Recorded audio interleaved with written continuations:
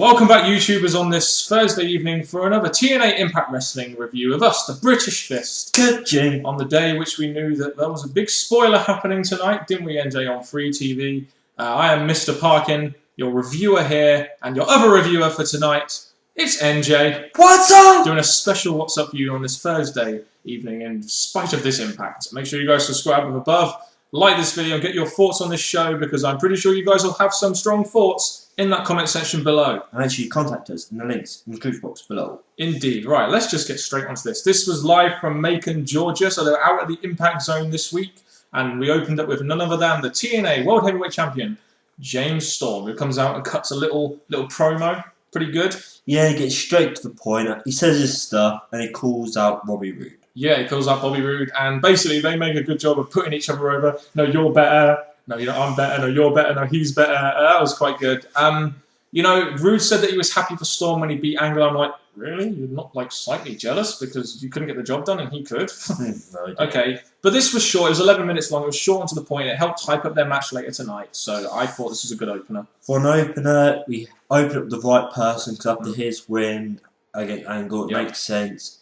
And he brought out his opponent for the main event. So it did hype up the main event as well as give both of them the mic time. Which we knew from last week would be Robert Roode versus James Storm in a TNA World Heavyweight title match. We'll get onto more on that because we have a lot to say about this later on. Next, we had a knockouts tag action between Gail Kim and Madison Rayne with Karen Jarrett versus Tara and Miss Teschmacher for the TNA tag knockout titles. Bottom line is, this match went 5 minutes. Madison Rayne got the pin on Tara after a distraction from Gail and Karen, and it's like, do they really need the knockouts titles? Do they really need to do this? This is my problem. Does Gail Kim really need the knockout title when she's challenging for the knockouts title at Turning Point? Well, there's two things I want to say about this. Number one, Gail Kim hasn't been in TNA that long, and she's already getting this title match, which I thought was pretty stupid.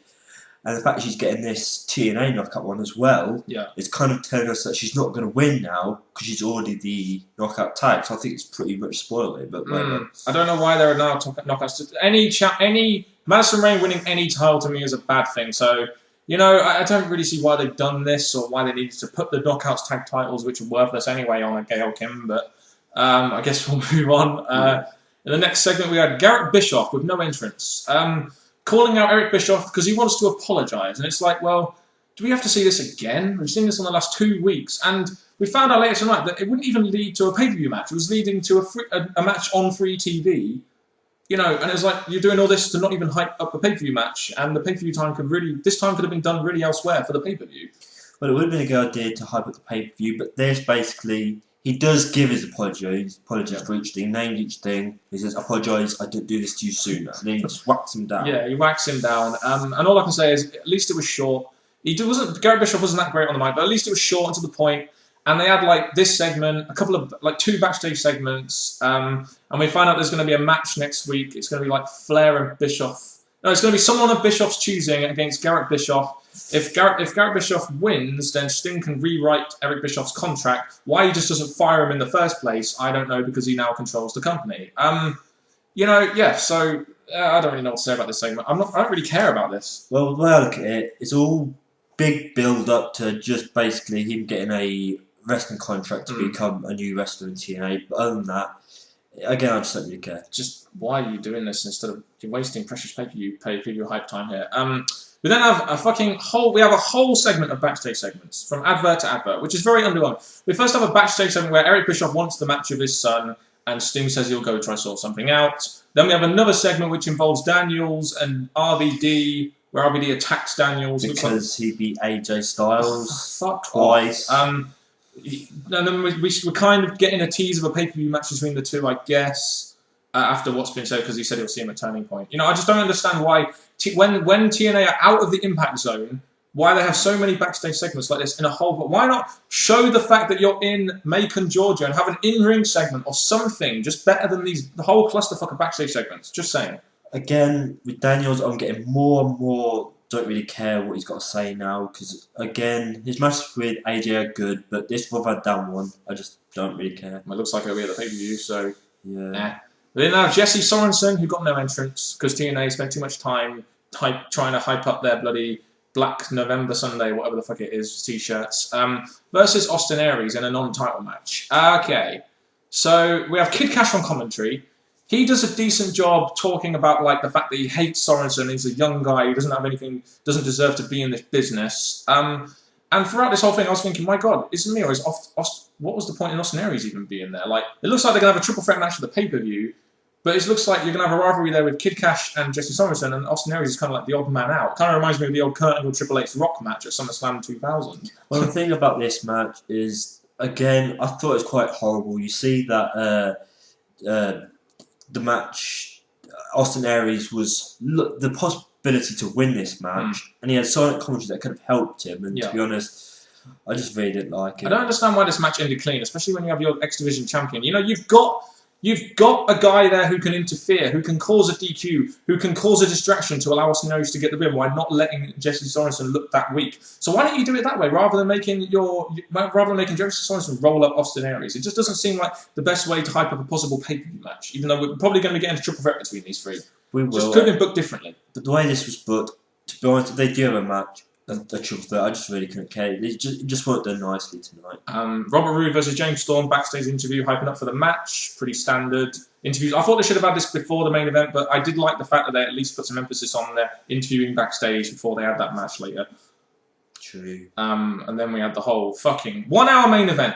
What did TNA put at their hour main event? Not something that we're interested in, but Robbie E and Rob Terry and a Ronnie and Eric Young segment. And it's like, no one cares about this Jersey Shore shit. And we find out they're going to have a tag match next week. You know, I wouldn't mind if they were at least building this up to a pay-per-view. But the fact is they're going to have it on free TV. And it's just like, just wasting precious pay-per-view time again with filler that no one gives a shit about. When it came to this segment, I really switched off quite early. Because to be honest, yes, they were talking about how they want to get rid of Jersey Shore and all that. But to be honest, it was just pointless. I just don't get into this. No one gives a shit. Rob Terry beats down Ronnie and Eric Young. Great. Well, they're in a tag match next week, so we've got that to look forward to. Next, we have Jeff Jarrett and Bully Ray versus Jeff Hardy and Anderson in a match which combines two storylines probably going into Turning Point: Bully Ray versus Anderson and Jeff Hardy versus Jeff Jarrett. What did you think to this segment?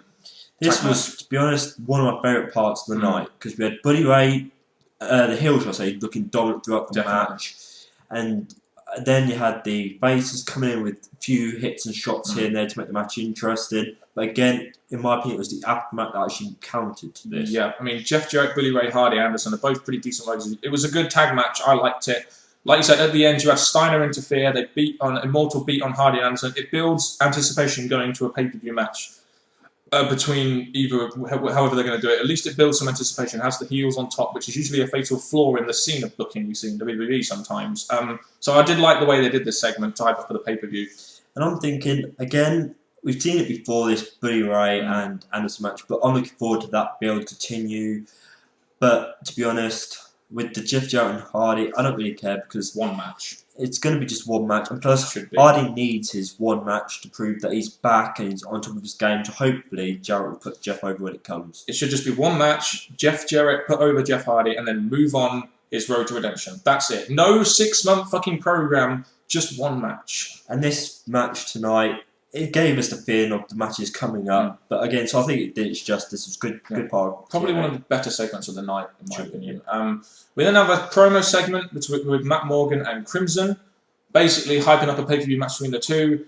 You know, I don't mind this match happening. They talk about the people wanting it. I did probably want to see this, but they're both faces. There's no real feud here, which kind of this kind of pisses me off a little bit. But at least it's a match we want to see, and we're getting some hype for the pay-per-view, which we saw a couple of times tonight. Well, this segment was another segment, like, again, another good part of TNA for me, because you had them first talk about their problem with Samoa Joe, which was good, and then they spoke about the plugging Twitter, about how they both want each other to face each other, and they said the match is going to happen, so again, another match hopefully booked for the card, good. Yep, it looks like they're going to be doing this match, so it's a match I want to see. I just wish it had a little bit more build to it, and they've been on TV a little bit more, but, you know, hell, well, let's hope this is a good match for the pay-per-view. And now we get onto the bit of the show which we're going to be talking the most about. This was a main event which we didn't want to see on free TV. We wanted to see this at a pay-per-view. You had James Storm versus Robert Roode for the TNA World Heavyweight Championship. Now, before we go on to this what we're going to be talking about, let's just first give our opinions on the match. Let's just get this out of the way with. What did you think of the match? Again, I was expecting more from it, to be honest. It was a good match between two, but I was expecting more chemistry between them. I was expecting more, they know each other's moves a bit more. It wasn't really that noticeable throughout the whole match. But again, it was a good main event. It did finish with this match, so I give it a thumbs up for that. It was one of the better TNA main events of the year. I'll give it that. It was a good match. Obviously it's a match I did want to see. Robert Roode turns heel basically in this match, using a beer bottle to win the title. And now we get onto the whole business of, it's a great match, but why did we get it on free TV when really TNA should make this happen at a pay-per-view and build up to it slowly? Draw some anticipation rather than getting the cheap pops. Draw some anticipation to your pay-per-view so you can get some pay-per-view buys. They wonder why not many people buy their pay-per-views. This kind of reason is why. This is what WCW did in its dying days. And it's got Bischoff written all over it, and I don't like it one bit. Well, I look at this match and think it's got two of TNA's top dogs in the match. So that was one big draw to it. The second thing is, the way it finished, again, I was thinking Storm would have been the one to turn heel and kept Roode face, but whatever. And the way they did it, again, it was kind of a bit of a stupid ending, I think. It wasn't a match. Yeah, I think, to be honest, it should have been finished cleanly. No. I would say no to that. No, you want it to finish clean on a pay-per-view. You don't want it to finish clean on free TV. But it's stupid. It's stupid that we've got a new champion. It's absolutely stupid. That's what I'm thinking. It should have been Storm to turn heel, so he retained his championship, and then push these two for the pay-per-view. The way I would have done it is, I think James Storm is better as a face. I think Roode is better as a heel. That's my personal opinion. I just feel that this is an example of TNA kind of rushing things, changing things at the last minute. You had Hulk Hogan saying that Roode wasn't ready to win the title at Bound for Glory when he was having a match, and then you have Roode winning the title and turning heel. One thing I will say though is, while this whole build to this thing has been stupid, it should have been built slowly, built to a pay-per-view. At least now we have a defined heel and a defined face, even if it's been done the stupidest way possible. So at least, hopefully, in the future, if these guys have a match, even though it's been wasted on free TV, it is actually going to be a proper feud and not this whole, oh, I'm better than you, let's be friends, let's sort this out. But I still hate the way this match has all been built to. It's just been so quick, and it's not even given James Storm a proper title run. To be honest, my opinion, TNA ending, it just weren't the best for me. The match itself could have been done differently, I think. The ending could have been done in a way. It was okay because it did give us the heel in the face, but I think it could have been done differently. The match got a good length, give it that. Again, and plus the whole, you were right by saying Storm didn't really get much of a title run, and I'm just thinking the booking of this since the pay-per-view it's been terrible. Been bad. It's just the fact that they've hyped up something for their free TV show, which should have been hyped. It should have been use the TV shows to hype up your pay-per-view, not using the fucking pay-per-view or TV shows to hype up to another thing on your TV show. This is where TNA really needs to fucking stop dropping the ball. Give anticipation to their pay-per-views rather than focusing on ratings, which, like I said earlier, is what took WCW down the fucking drain. Because essentially, what you draw to is your pay-per-views, and you have your biggest matches at your pay-per-views, not on free TV, which isn't really going to draw as much money as you have at a pay-per-view, or draw enough interest. And the thing is, the interest for me has now gone. This thing is not even as strong as it used to be. When I heard that these two were going to have a feud, my interest was there. Same. Now it's gone, and I'm really thinking now that if they do continue a feud, I don't really care now. Exactly, it's been done on free TV, and I was like you. I was interested in this feud. I thought TNA could have done something really good with this feud. TNA could have stood out from other companies like WWE, RX with this feud, in my opinion. And the way they've gone about it has really surprised me. The way they've gone about it, it seems like they've taken something that could have been like this, and they booked it in a way where it's just gone all like like this. And the stupid thing is, Hogan said Roode wasn't ready.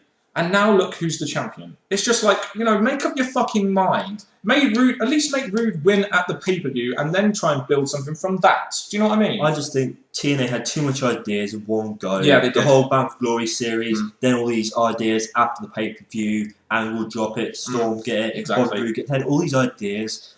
And instead of spacing out over these last few weeks before the pay-per-view, they had it all in within 2 weeks after the pay-per-view. Yeah. I don't think injuries have helped them. That's not really an excuse. But At the same time, you could have turned Roode heel at a pay-per-view at least, if you were going to do it that way.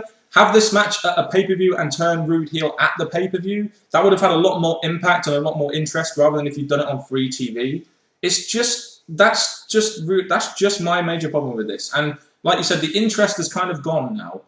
You know, the interest has just been minimised from what could have been up there to kind of down there. That's just it. And there's been a few segments in this show that's makes my grade low, but this main event was probably topped it off even lower now. Okay, so you ready for overall thoughts? Yeah, overall thoughts. Go on, give your overall thoughts and I'll give mine.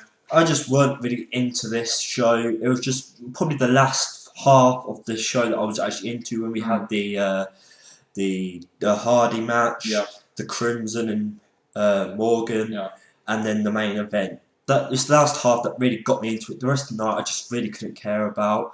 And to be honest, Bill going to the pay-per-view, they haven't really done it really that well. They gave us a few hints like the RVD and Daniels. Morgan Crimson, Jarrett Hardy, Bully Ray Anderson. Yeah, but again, the last half gave us that, but the rest of the night just didn't. So to be honest, my grade's going to be pretty low. Okay, what I will say is I didn't think the pay-per-view bill was too bad tonight. You know, you got a couple... while there's segments on there, especially the fucking Jersey Shore shit and also the Garrett Bischoff shit that I just do not give a shit about. I thought the show opened up quite well, but the only trouble is, you know, you've got hype for your pay-per-view, but your main attraction is being wasted on free TV. And, you know, while I didn't think the pay-per-view was bad, I didn't think the show was that entertaining. There was a couple of good segments, but a lot of bad segments in there. And the main event kind of there's so many problems surrounding the main event. And, you know, I probably won't end up giving up a grade as low as you, but it just didn't satisfy. And this main event it's just so many long-term problems for TNA. It kind of sums up where they're at the moment in TNA. Give your grade, I'll give mine. Mine could be a D+. No, I was going to give it a sort of D, C minus D plus myself. So it's close to a D. I really didn't enjoy this TNA. I really didn't like it. So you've heard the opinions from us, the British Fist. What's going to happen at Turning Point now? I guess the Go-Home show next week will tell us. Get your thoughts on this TNA Impact Wrestling show down below, especially that main event. If you guys have any thoughts on it that we've missed out, get your comments and thoughts in that comment section below. And guys, hope you've enjoyed it more than I have. And all I can say now is you've heard the words from the British Fist, which is Mr. Parkin and me, NJ. What's up and goodbye.